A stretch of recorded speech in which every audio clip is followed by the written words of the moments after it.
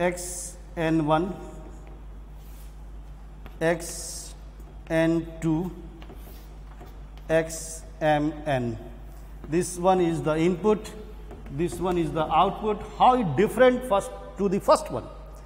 Single layer is differ to the recurrent network. How it different? You must be understand this is how it different. Only one difference between the recurrent and the single layer. Every recurrent the output then come back to the input. This output is come back to the input. This output is again come back to the input. This operation is called feed back. In this neural network architecture, they are based on the three network architecture. One is the single, another is the multiple, and the third one is the recurrent. Single, it means the input goes to the output, then the task is completed. Now the second one is the multiple. There are the three layers concept: input, hidden, and output.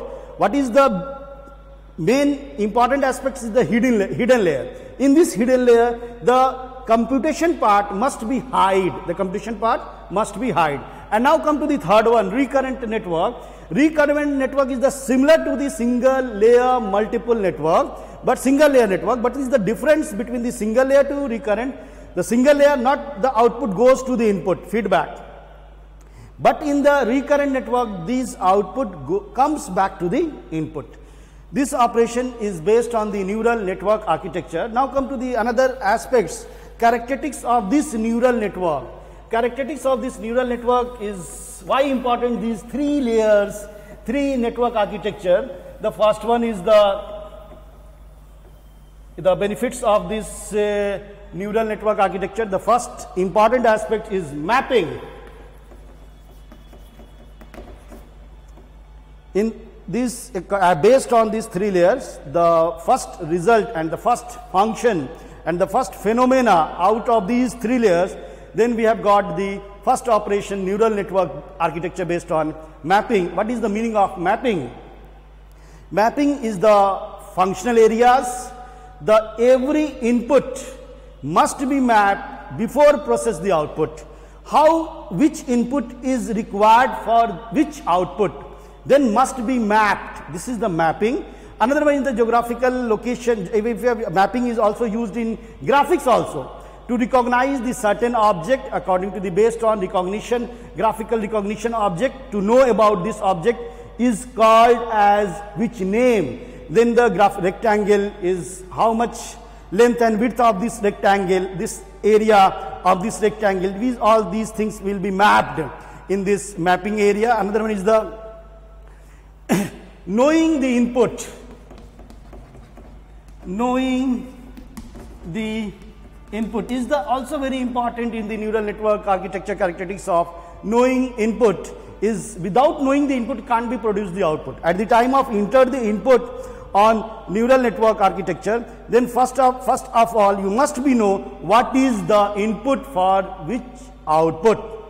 If you are randomly and anonymously to input to enter the input, the output is obviously wrong. Now this is the very important things, knowing the input. And the third one is this architecture is robust. This architecture is robust. In any circumstances, in any time, this output is not, this architecture is not fail. Either any heuristic problem, either any input problems, but the output is robust. That the whole architecture is robust. It means is the failure chances of all these three, single, multiple, and recurrent, never fail. This is called as robust. Neural network architecture is nothing but robust. And the fourth one is fault tolerance is also one of the very important characteristics of the neural network architecture.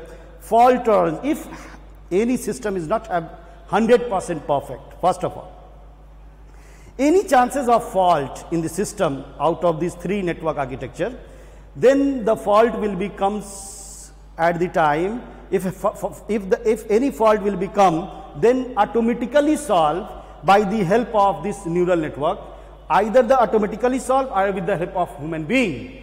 If the human being is involved in this fault and tolerance system, Then first of all, to detect the fault detection part is very easy. The system is automatically display which part having the fault and how to solve this fault. This is called fault tolerance system.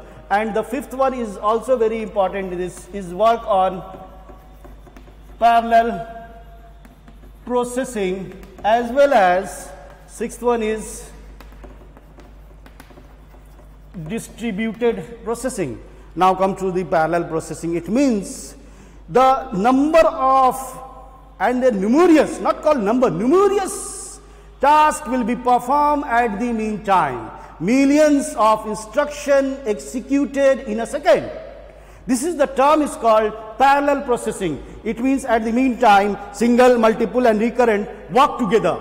Not at the only single input and we have to produce a single output, not at all. All at the mean time, at the same time, at the concurrency, all these three aspects work at a time. This is the parallel processing, and as on the basis of the parallel processing, any system becomes very fast. And the distributed system, the work distribution and the phenomena of the work is also distributed. Which part goes to the single and which part goes to the multiple and which part goes to the recurrent. It means at the time of input, the system, the networks are decided out of these three. These is based on which one is the goes to single. If the input is given the input, the system is decided which one goes to the multiple. If the input, according to the input, the system is decided which one is the current. Next class will be discussed some aspects of the neural network. In the next class will be discussed. Okay, thank you, bye, tata.